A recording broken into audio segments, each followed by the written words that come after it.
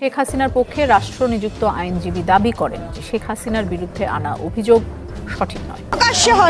শেখ হাসিনা দেশ ত্যাগের পর দেশে শুরু হয় নতুন অধ্যায়, যেখানে আওয়ামী লীগের নেতাকর্মীদের বাড়িঘর লুটপাট, মিথ্যা মামলা, খুন ইত্যাদি নৈরাজ্যে ভরে ওঠে গোটা দেশ। চলে নির্যাতন, নিপীড়ন। তবে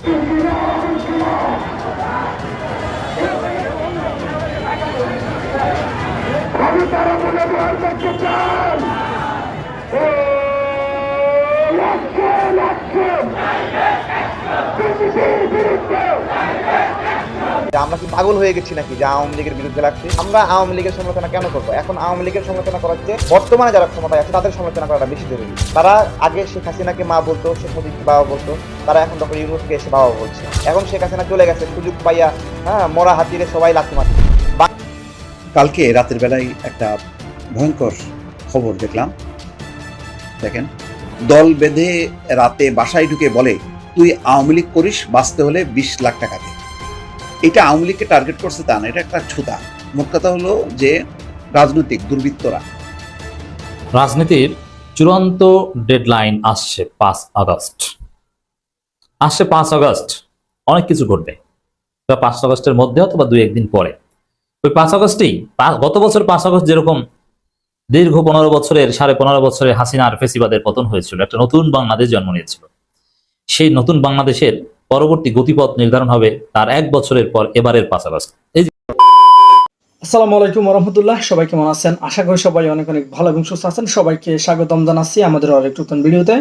প্রতিদিনের মতো আমি আপনাদের সিরিয়াস ফারুকি আবার চলে আসলাম নতুন একটা ভিডিও নিয়ে।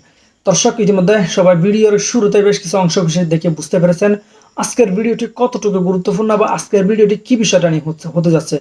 বর্তমানে চলমান রাজনীতি প্রসঙ্গে ইতিমধ্যে বুঝতে পেরেছেন আজকের ভিডিওটা অনেক অনেক গুরুত্বপূর্ণ। তাই সবাইকে অনুরোধ করবো, এক মুহূর্ত না টানে সবাই ভিডিওটি দর্শক দেখবেন। তার আগে আপনাকে ছোট্ট একটি অনুরোধ জানিয়ে রাখতেছে, যারা আমাদের চ্যানেলটিতে এখন চ্যানেল সাবস্ক্রাইব করে সাথে দেবেন। চলুন আমরা ভিডিওর বাকি অংশগুলো আমরা একটু বিস্তারিত দেখে আসবো। সবাইকে অনুরোধ করবো, এক মুহূর্ত না টানে একটা লাইক দিয়ে সবাই ভিডিওটি দর্শক সহকারে দেখতে থাকুন। কালকে রাতের বেলায় একটা ভয়ঙ্কর খবর দেখলাম। তখন টকশোতে ছিলাম দেশ টেলিভিশনে, যার কারণে তাৎক্ষণিকভাবে বিশ্লেষণ করতে পারিনি। কিন্তু দেখেন, এই যে বলছি যে বিএনপি ছাত্র দলের তৃণমূল পর্যায়ের নেতাকর্মীরা কি করছেন, তাদের উপর বারবার আমি প্রতিদিন প্রায় বলতে গেলে এই কথাগুলো বলছি, ঘটনাগুলো তুলে ধরছি এবং আলোচনা করছি যে বিএনপি তো বড় দল নিঃসন্দেহে, কিন্তু এটা তো কোনো স্থায়ী কোনো ব্যাপার না। দলের সুনাম বাড়বে, একটা পরিবর্তন হবে। এই 1 বছরও হয়নি, জুলাই আগস্টের একটা গণঅভ্যুত্থান হয়েছে। নতুন রাজনীতি যদি না দিতে পারি, তাহলে আস্তে আস্তে তো শেখ হাসিনার বিরুদ্ধে আমরা যে কথাগুলো বলতাম, আমাদের মুখটা মলিন হয়ে যাবে। তখন আমাদের নিজেদের মধ্যেই প্রশ্ন উঠবে যে তাহলে শেখ হাসিনার কি দোষ ছিল? একই তো, এই যে একই তো, আস্তে আস্তে আমরাও কিন্তু চাপের মধ্যে পড়ছি এবং আমাদের মুখ ফসকে কিন্তু বের হয়ে আসছে কোনো কোনো কথাবার্তায়। যে যখন পার্থক্যটা করি তখন দেখি যে কোনো কোনো ক্ষেত্রে ভালো, আবার কোনো কোনো ক্ষেত্রে অধঃপতন। তো আজকে যেই খবরটা আপনাদেরকে গত রাতে বিশ্লেষণ করতে চেয়েছিলাম, দেখেন, দল বেঁধে রাতে বাসায় ঢুকে বলে, তুই আওয়ামী লীগ করিস, বাঁচতে হলে 20 লাখ টাকা দে। এটা আওয়ামী লীগকে টার্গেট করছে তা না, এটা একটা ছুতা। মোট কথা হলো যে রাজনৈতিক দুর্বৃত্তরা খুবই তৎপর। এটা আগে আওয়ামী লীগের ব্যানারে ছিল, এখন বিএনপির ব্যানারে আছে। বা বিএনপির যারা তৃণমূলের একটু নিচের লেভেলের নেতাকর্মী, তারা ভাবছে যে আওয়ামী লীগের নেতাকর্মীরা কত ধনী হয়েছে, কত বড় লোক হয়েছে, তা আমরা এবার শুরু করি। তো এই যে ধারাবাহিকতা, যে একটা খারাপ রাজনীতি যেটা চালু হয়েছে, ওই ধারাবাহিকতাটা এখনও চলছে, বা এটা সঞ্চারিত হয়েছে, একটা ক্যান্সারের মতন করে ছড়ায় গেছে। সেই ছড়ানোর প্রেক্ষিতে দেখা যাচ্ছে ছাত্র দল এবং যুব দলের 10 থেকে 15 জনের একটা দল রোববার রাতে একটা বাসায় যায়, মিরপুরের পশ্চিম মণিপুরে। 56 বছর বয়সী সিরাজুল ইসলাম নামের ওই ব্যক্তি একসময় শ্রমিক লীগ করতেন। রাত 10টায় তার বাসায় ঢুকে ছাত্র দল এবং যুব দলের নেতারা বলেন, তুই আওয়ামী লীগ করিস, আওয়ামী ফ্যাসিস্টদের লোক, তোরে পুলিশে ধরাইয়া দেবো, বাঁচতে হলে 20 লাখ টাকা দে। এরপর চলতে থাকে তাদের ভয়, ভীতি, হুমকি প্রদান। অন্যদিকে সিরাজুলের পরিবারের পক্ষ থেকে কাকুতি মিনতি। রাত 3টার সময় ওই বাসা থেকে 5 লাখ টাকা নিয়ে বের হন ছাত্রদল এবং যুব দলের নেতাকর্মীরা। বাসায় ঢুকে চাঁদাবাজির খবর পেয়ে ওই সময় ঘটনাস্থলে উপস্থিত হয় মিরপুর থানা পুলিশের একটা দল। তারা এই চাঁদাবাজদের মধ্যে 4 জনকে গ্রেপ্তার করে। চাঁদাবাজির 16,000 টাকা এবং একটি মোটরসাইকেল তাদের কাছ থেকে উদ্ধার করা হয়। বাকি টাকা নিয়ে পালিয়ে যান ওই দলে থাকা অন্যরা। পুলিশ এবং ভুক্তভোগী পরিবারের সদস্যরা এসব তথ্য জানিয়েছেন। চাঁদাবাজির এই ঘটনায় গ্রেপ্তার 4 জনের মধ্যে মিরপুর থানা ছাত্রদলের জ্যেষ্ঠ যুগ্ম আহ্বায়ক মোহাম্মদ আতিকুর রহমান মিন্টু আছে 35, যুগ্ম আহ্বায়ক তাবিদ আহমেদ, এছাড়া আছে রতন মিয়া এবং ইসমাইল।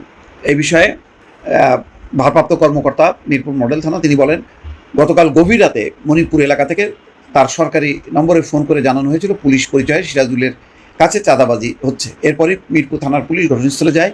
খবর পেয়ে র্যাবও সেখানে পৌঁছায়। তখন ধাওয়া দিয়ে 4 জনকে গ্রেপ্তার করা হয়।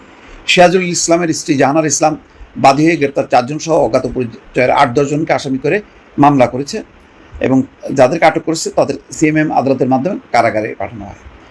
জাহানার ইসলাম বলেন, রোববার রাত 10টার দিকে গ্রেপ্তার করা সহ পলাতক আসামিরা বাসার প্রধান ফটকে এসে কলিং বেল টিপে। এ সময় পরিচয় জেনে দরজা খুলে দিলে তারা বাসায় ঢুকে সিরাজুল ইসলাম এবং তার স্ত্রীকে জিম্মি করে। তারা সিরাজুল ইসলামকে বলেন, তুই আওয়ামী লীগ করিস, আওয়ামী ফ্যাসিস্টের লোক, করে পুলিশ দিয়ে ধরায় দেবো, ভয়ভীতি দেখান। তারা সিরাজুলের কাছে 20 লাখ টাকা চাঁদা চান। চাঁদা দেওয়া না হলে তাদেরকে প্রাণে মেরে ফেলবে এরকম হুমকি দেয়। তারা প্রাণ বাঁচাতে তাদের কাছে থাকা 20,000 টাকা আসামিদের কাছে তুলে দেন। এই সময় আসামিরা বাকি টাকা পরিশোধের জন্য চাপ সৃষ্টি করতে থাকেন। সিরাজুল এবং তার স্ত্রী উপায়ন্ত না দেখে ওই বাড়ির 4র্থ তলার বাসিন্দার কাছ থেকে 3 লাখ টাকা ঋণ নেন। ওই টাকা পেয়েও আসামিরা বাকি টাকার জন্য চাপ দিতে থাকে। তখন সিরাজুল তার মোবাইল ব্যাংকিংয়ে থাকা 30,000 টাকা আসামিদের দেন। এতে তারা শান্ত না হয়ে আরও টাকা চান। এক পর্যায়ে সিরাজুল এবং তার স্ত্রী তাদের ছেলে মেয়ের কাছ থেকে মোবাইল ব্যাংকিংয়ের মাধ্যমে 1.5 লাখ টাকা এনে তাদের হাতে তুলে দেন। রাত 3টার দিকে আসামিরা 5 লাখ টাকা নিয়ে বের হচ্ছিলেন। এর মধ্যে পুলিশ র্যাব ঘটনাস্থলে পৌঁছায়। এই সময় আসামিরা এদিক ওদিক দৌড়ে পালানোর চেষ্টা করেন। তখন পুলিশ এবং র্যাব 4 আসামিকে গ্রেপ্তার করতে সক্ষম হন, অন্যরা পালিয়ে যান। এই হচ্ছে ঘটনাটা। এই ঘটনার থেকে কি বুঝলেন? তাহলে এই ঘটনায় মনে করেন পুলিশকে খবর দেওয়া হলো, পুলিশ আসছে, আর পুলিশে খবর পাচ্ছে না, র্যাব খবর পাচ্ছে না, এরকম কত ঘটনা ঘটছে প্রতিনিয়ত। দর্শক কল্পনা করেন, তার মানে ঘটনা সত্য। সেটা সমন্বয়কের পরিচয় হোক, বিএনপির পরিচয় হোক, জামাত পরিচয় হোক, হচ্ছে রাজনীতির ব্যানারে দুর্বৃত্তায়ন চলছে, যেটা একটা ভয়ঙ্কর রূপ নিয়েছে। আজকে দেখলাম যে বিএনপির পক্ষ থেকে তারাও উদ্বিগ্ন, তারাও বলছেন যে সংবাদ সম্মেলনে রুহুল কবির রিজভী বলছেন, দখলদার চাঁদাবাজদের স্থান বিএনপিতে হবে না। তারা চেষ্টা করছে, কিন্তু ওই যে বললাম যে যতক্ষণ না পর্যন্ত একটা রাজনৈতিক সরকার না আসছে ততক্ষণ পর্যন্ত রাজনৈতিক চাপ এবং প্রশাসনিক চাপ ধারাবাহিকভাবে যদি চালানো না যায় তাহলে আসলে এই চাঁদাবাজদের নিয়ন্ত্রণ করা যাবে না। কেননা এখন একটা বিশৃঙ্খল অবস্থা, প্রশাসন পুলিশ দুর্বল। এই দুর্বলতার আর রাজনৈতিক দলগুলো যতই ক্ষমতা দেখাক যার যার অবস্থান থেকে, তারা কেন্দ্রীয়ভাবে ক্ষমতায় নেই। ফলে এই দুর্বৃত্তদেরকে সাহায্য করা তাদের পক্ষে কঠিন হয়ে যাচ্ছে। দর্শক ভালো থাকবেন, আল্লাহ হাফিজ। রাজনীতির চূড়ান্ত ডেডলাইন আসছে 5 আগস্ট। আসছে 5 আগস্ট, অনেক কিছু ঘটবে। 5 আগস্টের মধ্যে অথবা 2-1 দিন পরে। ওই 5 আগস্টেই গত বছর 5 আগস্ট যেরকম দীর্ঘ 15 বছরের 15.5 বছরের হাসিনার ফেসিবাদের পতন হয়েছিল, একটা নতুন বাংলাদেশ জন্ম নিয়েছিল। সেই নতুন বাংলাদেশের পরবর্তী গতিপথ নির্ধারণ হবে তার 1 বছরের পর এবারের 5 আগস্ট। এই যে কিছুদিন পর 5 আগস্ট আসছে। অতএব 5 আগস্ট একটা ডেডলাইন। বাংলাদেশের রাজনীতি এখন একটা অস্থির অনিশ্চিত সময় পার করছে। বাংলাদেশের রাজনীতির আকাশে ঘন কালো মেঘ, কোনো ঐক্যমত নেই। ঐক্যমত ছাড়া কোনো নির্বাচনের সম্ভাবনা নেই। অতএব সাপোজ দেখেন, এই যে পিআর সিস্টেম রিজলভ ছাড়া কোনো নির্বাচন হবে, এটা পাগলেও বিশ্বাস করবে না। জামাত বিএনপি একে অপরের বিপরীত। জামাত চরমনাইশ্বর সব দল এক, বিএনপি একা। পিআর সিস্টেমের সলিউশন ছাড়া বাংলাদেশে কোনো নির্বাচন হবে না, এটা you can write it down. আগে স্থানীয় সরকার না জাতীয় সরকার, এর কোনো সর্বসম্মত সমাধান ছাড়া বাংলাদেশে কোনো নির্বাচনই হবে না। কোন একটা সব পক্ষ ঐক্যমত হওয়া ছাড়া কোনো নির্বাচন অসম্ভব। নির্বাচন মানে আগে ঐক্যমত হতে হবে, কারণ সে ঐক্যমত কমিশনের মেয়াদ প্রায় শেষ, আর ঐক্যমত কমিশন ব্যর্থ, ঐক্যমত হচ্ছে না। এখন আলী রিয়াজ বলছেন যে ঐক্যমত হতে হবে, এটা জরুরি না, মানে এটা শেষ করতে পারলেই হলো, যে আমরা তো বসেছি, এটাই অনেক। তো দর্শক, এগুলো সব রাজনৈতিক দলে স্পষ্ট যে আসলে ঐক্যমত আর হচ্ছে না। ঐক্যমত কমিশন দৈনচা, ওটা ব্যর্থ। এর মধ্যে রাজনীতিতে খেলবে ছাত্ররা, কারণ বিএনপির খেলার কিছু নেই, বিএনপির স্টেক নেই। বিএনপি তো আর জুলাই আন্দোলনের অংশ ছিল না। বিএনপির কর্মীরা ছিল, ওই অর্থে আওয়ামী লীগের অনেক কর্মীও ছিল জুলাই আন্দোলনের পক্ষে। আওয়ামী লীগের অনেকে আওয়ামী লীগ ছাত্রলীগ থেকে পদত্যাগ করে, দেখেছেন না? পদত্যাগ করেছে, অনেকেই তো পদত্যাগ করেছে। এবং ছাত্রলীগ থেকে যারা পদত্যাগ করেছিল সেটা ওই সময়ের আন্দোলনকে অনেক বেগবান করেছিল এবং ছাত্রলীগকে ডিমোরালাইজ করেছিল।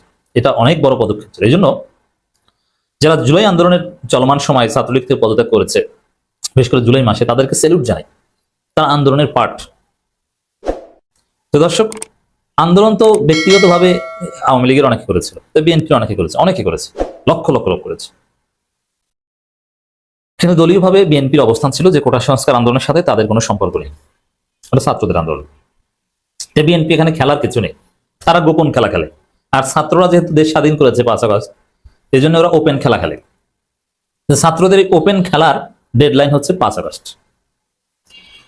জুলাই সনদের জন্য 5 আগস্ট পর্যন্ত অপেক্ষা করা হবে নাহিদ ইসলাম।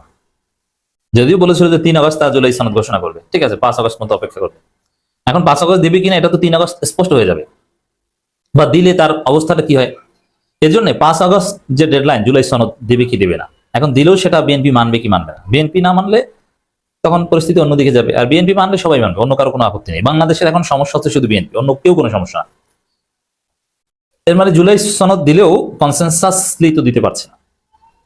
এজন্য এখন শেষ পর্যন্ত জুলাই সনদ যদি প্রফেসর ইউনূস দিতে নাই পারেন, তাহলে ইউনূস নিজেই এই ব্যর্থতার দায় নিয়ে চলে যেতে পারেন, বিদায় নিতে পারেন, সম্ভাবনা রয়েছে। আর দিতে পারলে এক, না দিতে পারলে রাজনীতি একদম 360 ডিগ্রি ঘুরে যাবে। 5 আগস্টের পর থেকে রাজনীতি আবার নতুন ভাবে শুরু হবে।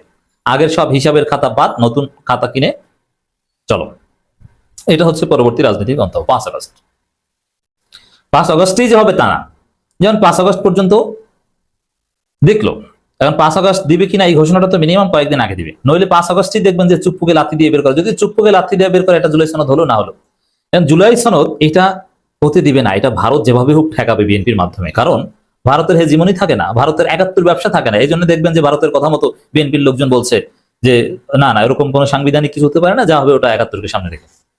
কারণ 71 না থাকলে ভারত থাকে না, জুলাই মানে ভারত বিরোধিতা।